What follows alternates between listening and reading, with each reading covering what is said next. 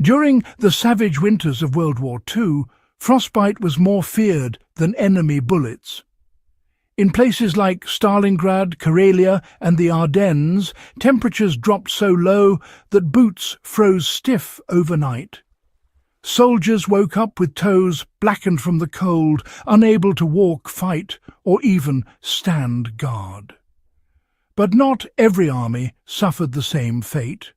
Hidden beneath the chaos of the front lines, a handful of resourceful soldiers and field engineers developed a trick so effective it quietly saved thousands of men from amputation.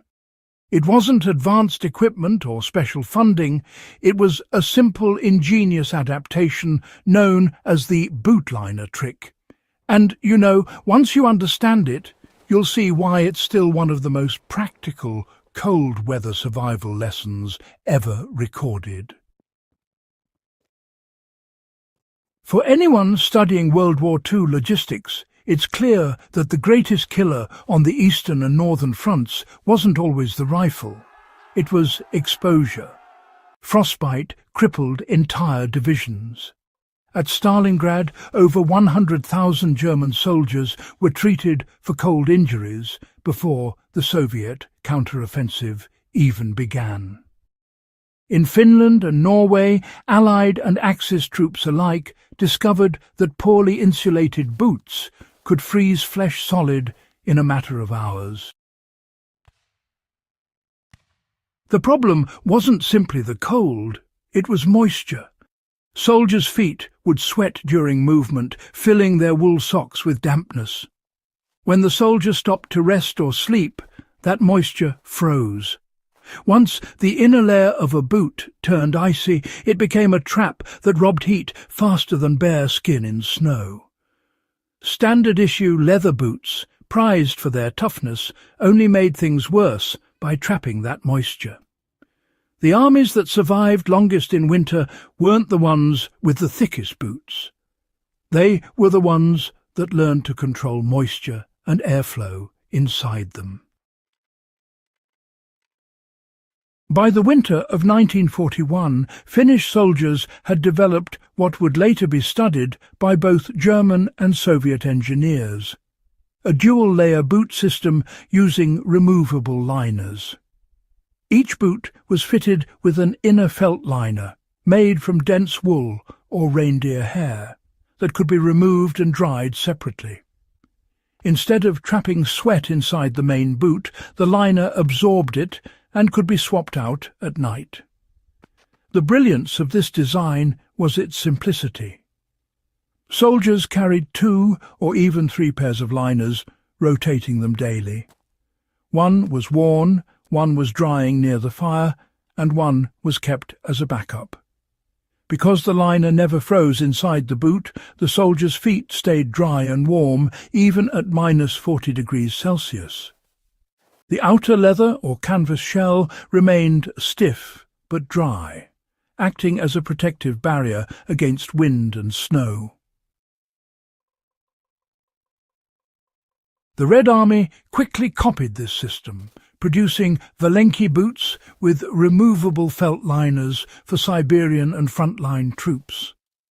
The Germans, lacking similar materials, improvised by inserting layers of straw, newspaper or wool rags between their socks and the inner sole of their boots, a crude version of the same principle. American soldiers later refined it further with their famous Mickey Mouse boots during the Korean War, which featured built-in air insulation and removable inner layers directly inspired by the Second World War Finnish design. The practical steps were surprisingly consistent across armies. Soldiers would begin by wearing a thin, moisture-wicking inner sock, often silk, cotton or linen. Over that came a thicker wool sock to retain warmth. Inside the boot, the felt liner created the final insulation barrier. During long marches, soldiers would periodically remove the liner and shake out any ice crystals that formed. At rest camps, they hung liners near open fires or inside their tunics to dry with body heat. One of the most ingenious field adaptations came from Finnish ski troops, who discovered that stuffing their liners with a thin layer of dried moss or straw increased airflow and helped absorb excess sweat. This natural insulation worked as both padding and moisture control. Primitive, but highly effective. German troops, desperate during the later winters of the war, followed similar methods, stuffing their boots with hay when supply lines failed. It wasn't comfort, it was survival. The trick also extended beyond just foot care. Soldiers learned to keep a small square of dry wool or cloth inside their boot liners to replace when wet.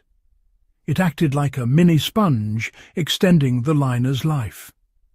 These methods, though simple, often meant the difference between frostbite and mobility.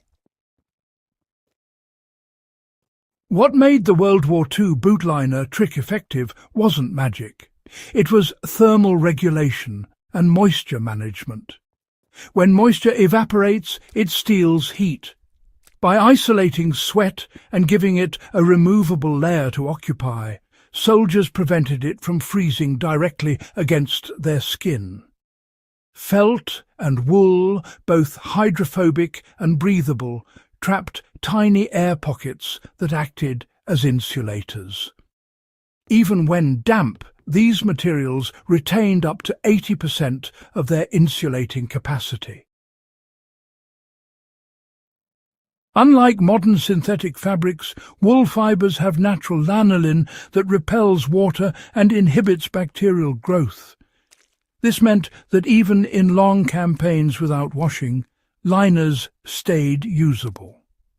When properly rotated and dried, the system allowed a soldier to operate indefinitely in freezing conditions without succumbing to frostbite. It was sustainable, field-tested, and required no advanced materials, just knowledge and discipline. For survivalists, hikers, and cold-weather workers, this World War II trick still holds value. The concept of removable liners and moisture control applies to everything from modern boots to sleeping systems. You can, recreate the same system using wool inserts or felt insoles inside waterproof boots. Always carry spare liners or thick socks that can be swapped out daily. In emergency situations, even a simple substitute, like wrapping your feet in dry paper, grass or cloth inside your boots, can mimic the insulating gap created by the World War II liners. The key lesson is simple. Never let moisture stay trapped against your skin in freezing weather. Dry layers, rotation, and ventilation matter more than thickness alone. If you're into historical reenactment or wilderness trekking, try making your own felt liners using dense wool fabric stitched into boot-shaped sleeves. They dry quickly, mold to your foot shape, and provide unbeatable insulation. Just like in 1942, the best defense against frostbite isn't technology. It's understanding how to manage your environment. The WWII bootliner trick stands as a perfect example of practical wartime innovation, born from necessity, refined by hardship, and proven by survival.